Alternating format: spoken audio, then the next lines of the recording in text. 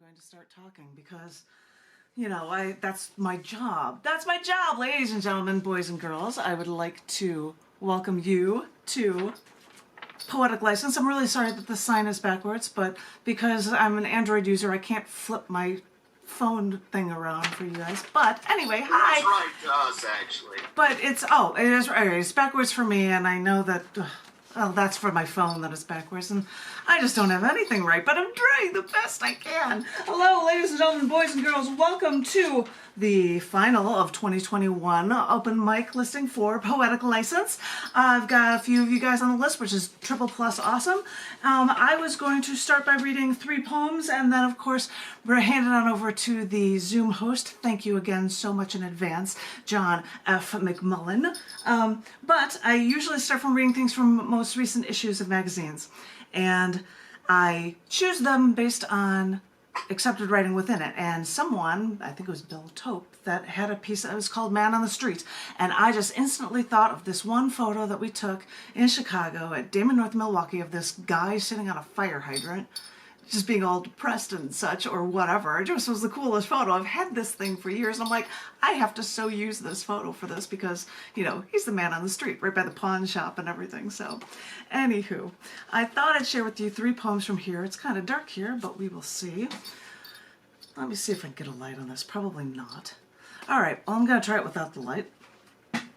This first poem, Haha, is called Under Our Own Feet, and it was written on the 2nd of December, which is the date in 1942 that man achieved the first artificial self-sustaining nuclear chain reaction. I thought this was the coolest thing, so I'm going to share this poem with you, and it's called Under Our Own Feet. They decided to bring this Manhattan project to Chicago for the real work. A metallurgical lab made it at the University of Chicago under their west viewing stands of Stagg Field in experiments led by Enrico Fermi, calling their work, quote, a crude pile of black bricks and wooden timbers. But as we all know, so much energy can come from so little matter. So they used this sunken pit that used to be a racket court, but now it was smashing more than tennis balls to reach nuclear criticality in their chain reactions in such a populated area safely. So this was what they were trying to do for the first work in scientifics, taking every step to make it possible that they could, and to be sure that nothing would go wrong. And they even celebrated from paper cups with a shared bottle of Chianti for a job well done. I've walked through the forest preserves, even touched the marker that commemorated this world's first nuclear reaction. My colleague used to ride his bike along those trails until one week it was chained off for wildlife study, though he knew it was really for radiation cleanup. I think of what we do to ourselves, to the world, and wonder how sometimes the strangest events, the strangest horrors, and the strangest discoveries may all be right under our own feet, and we don't even know it. It was amazing to just go be in Chicago at the time, be riding along and be like, oh, this is where they decided to bury it, because it was far enough away from the city at the time. But of course, everything expands and everything gets really huge, right? And so this is where we were ending up living and visiting. So this next... Janet, there was something on Facebook today about a game that was actually radioactive that was being sold to teach people how to deal with this, and no one realized it was causing problems. When I was young, the world was the size of a thimble, and all I needed was my own backyard. But on my own, I was only a dot in the universe. So I traveled. Once I saw a gold fox in the snow along the roadside. When I stepped out of my Saturn, this fox just started jumping in and through the 4-foot deep snowfield. I took 2 steps to then watch this gold fur sprinting away. Then, after retracing Darwin's steps at the Galapagos Islands, I stopped near the crisscrossed, overlapping sea lions napping so I could contemplate natural selection.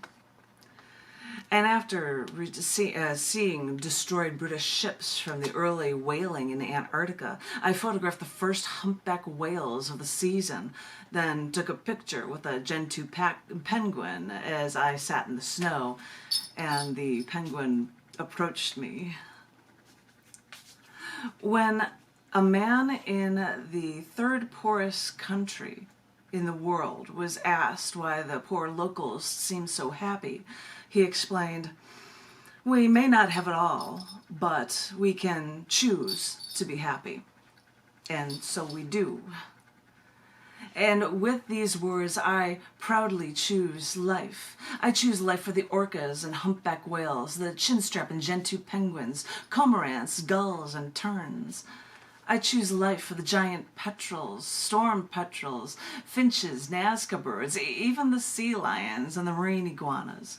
I choose life for the Wyoming bison who passed me on the street. I choose life for the deer who approached us as we slept in the grass under stars. I choose life for all of the mass-farmed animals mankind slaughters because they choose to consume death and not life. I choose life because without mankind's civilization, that's where wildlife thrived. I'm looking at John as I'm saying this stuff, and I've got one more for you because I'm trying to relate these things to things related to December for you guys. This one is called Knew the Word, and it was written on the 3rd of December for the 1818 date that Illinois became the 21st state in the United States of America. That was the day it was done. And, you know, thank you very much.